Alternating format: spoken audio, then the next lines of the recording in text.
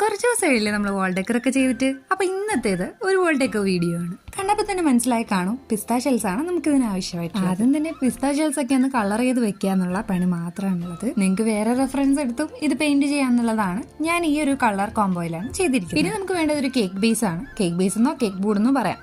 ഗൂഗിളിൽ പിൻട്രസ്റ്റ് എടുത്ത് ഒരു പീക്കോക്ക് പടം അങ്ങ് വരയ്ക്കുക. പിന്നെ അതിനെ കളർ ചെയ്ത് കൊടുക്കുക. ആ കളർ ഡ്രൈ ആകുമ്പോഴത്തേക്ക് നമ്മുടെ മയിൽ പേര് വീണ്ടും കളർ ചെയ്ത് വെക്കാം. ഞാനിങ്ങനെ സ്വിച്ച് ചെയ്താണ് ഡ്രൈ ചെയ്തെടുക്കുന്നത്.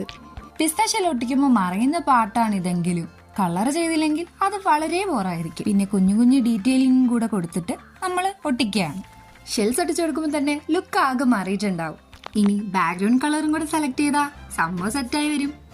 എന്തായാലും ഞാനൊരു കണക്കൊന്നും ഇല്ലാതെയാണ് ഈ പിസ്ത ഷെൽസ് ഒക്കെ കളർ ചെയ്ത് വെച്ചത്. അതുകൊണ്ട് തന്നെ ബാക്കി ഇത്രയും വന്നിട്ടുണ്ടായിരുന്നു. അത് ഞാൻ സൈഡിൽ ഡിസൈൻ ആയിട്ട് കൊടുത്തു. ശരിക്കും ഇതൊരു 15 മിനിറ്റ് ലോങ് വീഡിയോ അത്ര ഉള്ളെങ്കിലും 4 മണിക്കൂറത്തെ കഠിന പ്രയത്നം. അതുകൊണ്ട് തന്നെ നിങ്ങൾക്ക് ഇഷ്ടപ്പെടുമെന്ന് വിചാരിക്കുന്നു. എങ്ങനെയുണ്ട് വീഡിയോ?